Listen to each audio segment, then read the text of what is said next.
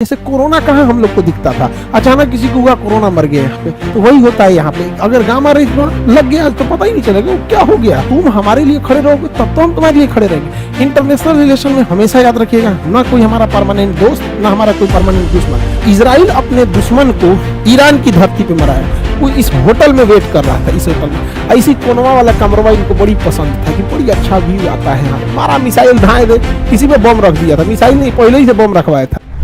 परमाणु बम इतना खतरनाक क्यों होता है? अरे भैया 27 लाख केजी कोयला के बराबर एनर्जी है।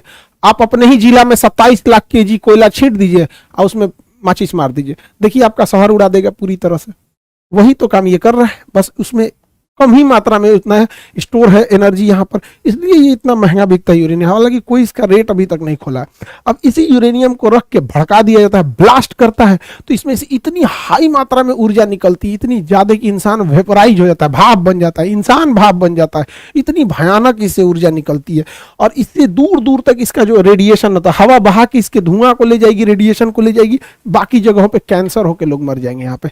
इससे रेडिएशन से बचने के लिए पोटेशियम आयोडाइड की गोली खाई जाती है। हालांकि क्वेश्चन पूछा था कि कौन से जानवर पे रेडिएशन का असर नहीं पड़ेगा जिसकी त्वचा काइटिन की बनी होती है, जैसे कॉकरोच। कॉकरोच के अगर मान के चलिए इसी मोहल्ले में परमाणु बम गिरा तो इस मोहल्ला का मर जाएगा, लेकिन अगर 10-15 किलोमीटर दूर गिरा है, हम लोग अगर देख भी लेंगे ना तो उसके रेडिएशन से हम मर जाएंगे, लेकिन कॉकरोच नहीं मरेगा यहाँ पर। ठीक है, अब परमाणु बम को, ये शकल है परमाणु बम का, इसको जमीन पे फोड़ेंगे तो उतना खतरनाक नहीं होता है, क्योंकि जैसे जमीन पे फोड़ेंगे ना, इससे निकलने वाली हानिकारक गैस, इससे निकलते सबसे ज्यादा क्या होता है, प्रॉब्लम क्या आता है परमाणु बम फटता है तो यहां पर इसमें सबसे बड़ा जो प्रॉब्लम आ जाता है, इससे एक्सरे निकलने लगता है। और ये एक्सरे जो निकलता है लगभग 250 रोंटजन पे निकलता है। एक्सरे का मात्रक होता है रोंटजन, 250 रोंटजन पे एक्सरे निकल जाता है, जो बहुत खतरनाक होता है। हम लोग जो एक्सरे कराते हैं वो लगभग 6 रोंटजन 10 रोंटजन इस तरह से होता है। 250 रोंटजन पे कोई बचेगा नहीं, पूरा मांस फाड़ के निकल जाएगा। और इसके बाद इसमें से गामा रेज निकलती है, गामा रेज। अब ये गामा रेज जो होती है ये इतनी घातक होती है कि हमारी कोशिकाओं को मारने के लिए गामा रेज का यूज किया जाता है।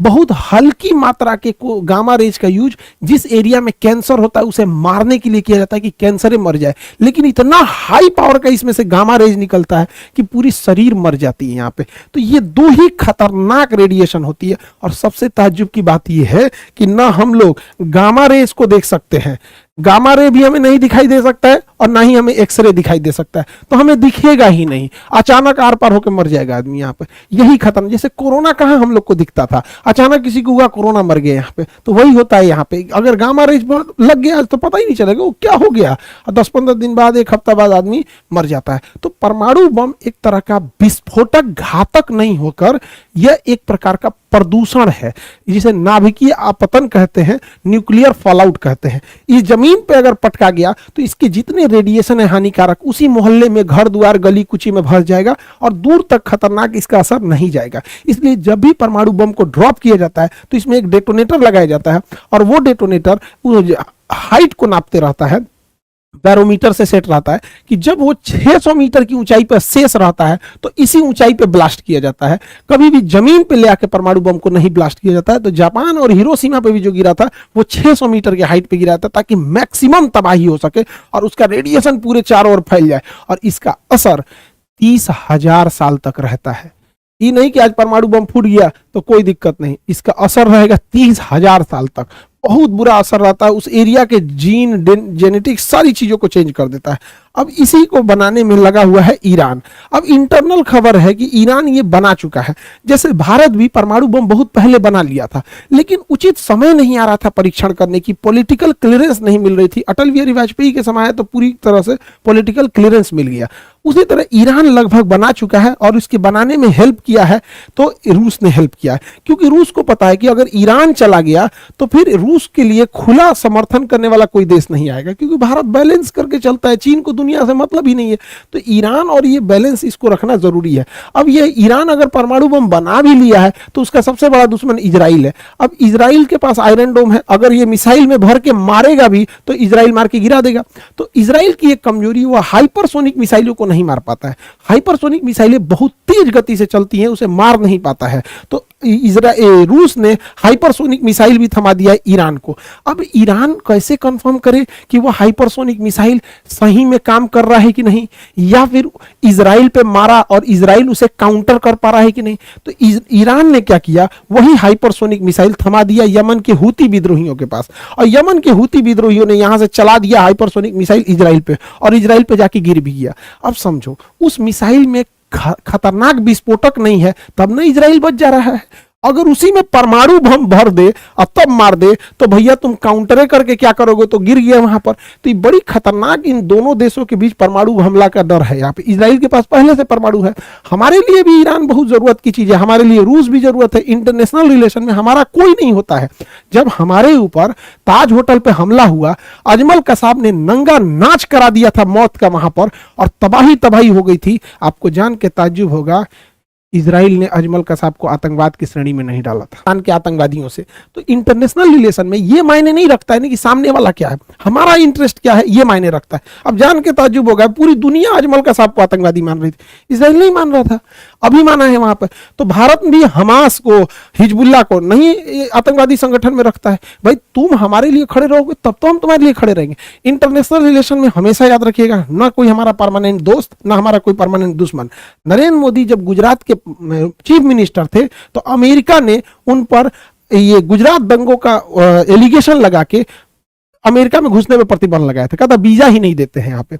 और जब प्रधानमंत्री बन गए तो यही अमेरिका पिज्जा खिला रहा है, ट्रंप बुला के हाउडी मोदी और नमस्ते ट्रंप हो रहा है। तो इंटरनेशनल रिलेशन में कभी भी गांठ नहीं बांधा जाता कि ये मेरा परमानेंट दोस्त है, परमानेंट दुश्मन है। ईरान का सबसे अच्छा अगर कोई दोस्त था तो खोमैनी से पहले इजराइल ही दोस्त था उसका सबसे अच्छा। ईरान का सबसे अच्छा कोई दोस्त था तो अमेरिका था उसका दोस्त, जब तक कि खोमैनी की सरकार नहीं आई थी यहाँ पर। 67 के दशक की बात है, तो 67 बीते 50 साल पहले की बात है। तो अब आप हाल आजकल इंटरनेशनल रिलेशन 2 साल का इंटरनेशनल रिलेशन देख लेंगे तो उससे नीतियां बनती और बिगड़ती नहीं। 50 साल का एक लंबा अनुभव देखना पड़ता है, तब जाके नीतियां बनती है। हमारे लिए ईरान ज्यादा जरूरी है, रूस भी जरूरी है। अब ईरान रूस को क्या दे रहा है, ईरान सस्ते मात्रा में रूस को ड्रोन प्रोवाइड करा दे रहा है और बैलिस्टिक मिसाइल दे रहा है, क्योंकि ईरान के इंजीनियर एकदम सस्ता में मिसाइल बना लेते हैं, ड्रोन बना लेते हैं। अब ये ड्रोन से बौछार कर दे रहा है यूक्रेन में। तो इजराइल, रूस को भी फायदा है ईरान से, ईरान को भी फायदा है रूस से। अब यहाँ ईरान के हथियार को यूज कर रहा है ये यूक्रेन के खिलाफ, और ईरान रूस के द्वारा दिए गए हथियार को ईरान यूज कर रहा है इजराइल के खिलाफ। तो दोनों में म्यूचुअल दोस्ती है यहाँ पर। हालांकि अगर देखेंगे इजराइल को तो इजराइल बहुत ताकतवर है और उसकी खुफिया एजेंसी एकदम बेरहम की तरह मारती है। इजराइल अपने दुश्मनों के साथ कोई मर्सी नहीं करता है, और यह हकीकत है। इजराइल अगर कमजोर पड़ेगा तो इजराइल का कोई इंसान जिंदा नहीं रह सकता है। इजराइल को जिंदा रहने के लिए ऑक्सीजन नहीं, युद्ध करना पड़ता है, वरना अरब देश उसे छोड़ेंगे नहीं। यह हकीकत है यहाँ पर। अरब देशों ने यहाँ पे तो कहीं दोनों साइडों से मानवता का ध्यान रखा जाता है, किसी एक साइड से नहीं। युद्ध अगर सेना के, जैसे अजमल कसाब आया, हम लोग को इस बात से तकलीफ है कि तुम आतंकवादी के रूप में आके होटल में गोली चलाया। पाकिस्तान की सेना को खुला निमंत्रण देते हैं, युद्ध करना है, आ जाओ लड़ लो, युद्ध करना। युद्ध से कौन भागा है? 1971 में लड़े थे, 93,000 भागे थे, 99 में लड़े। तो बात यहां यह है कि सेना युद्ध करे और सेना सेना के बीच में सिविलियन की कैजुअलिटी ना हो। लेकिन युद्ध जब हो जाता है तो ये सब कुछ मायने नहीं रखता है यहाँ पे।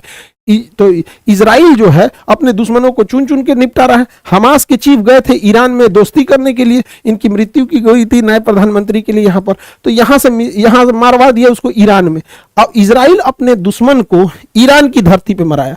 वो इस होटल में वेट कर रहा था, इस होटल में। ऐसी कोनवा वाला कमरवा इनको बड़ी पसंद था कि बड़ी अच्छा व्यू आता है यहाँ, मारा मिसाइल धाए दे, इसी में बम रख दिया था। मिसाइल नहीं, पहले ही से बम रखवाया था।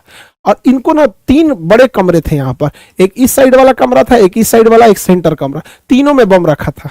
इजराइल रखवा दिया था वहां पर मोसाद के थ्रू, और जिस कमरे में रुकते वो वाला ब्लास्ट होता। इसको फिक्स था कि यही वाला कमरा में रुके, वही कमरा ब्लास्ट हुआ, हानिया मृत्यु हो गई इनकी, और हमास अभी लीडर विहीन हो गया है। इजराइल के नीचे से मारता था हमास, हमास के चीफ हानिया को निपटा दिया। इजराइल के ऊपर लेबनान से मारता था हिजबुल्ला, हिजबुल्ला के चीफ नसरुल्लाह को मार दिया। नसरुल्लाह मरा नहीं रहता, नसरुल्लाह जो है ये नहीं मरा रहा था, ये बंकर के अंदर था। तो एक मिसाइल मारी जाती है, वो डबल लेयर में फटती है, पहले बंकर में जाती है फिर फट जाती है।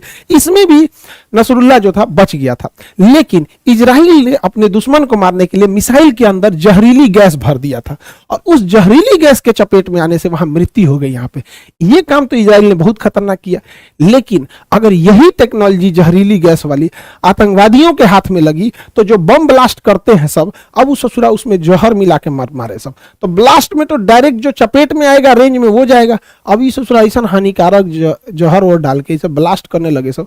ये दुनिया बड़ी खतरनाक है, वो बड़ी जल्दी कल की अवतार होने वाला है, जाने वाला है, कल युग आने वाला है। यहाँ पे ऐसा तरीका अपना रहा है कि देखिए, बंदूक की खोज हुई, डायनामाइट की खोज हुई थी सुरंग खोदने के लिए, लेकिन उसका यूज होने लगा किस चीज के लिए? ब्लास्ट करने के लिए। अब आगे ये सब अपना लड़ते रहे सब, हम लोग भैया वसुधैव कुटुंबकम, सब लोग यहाँ पे।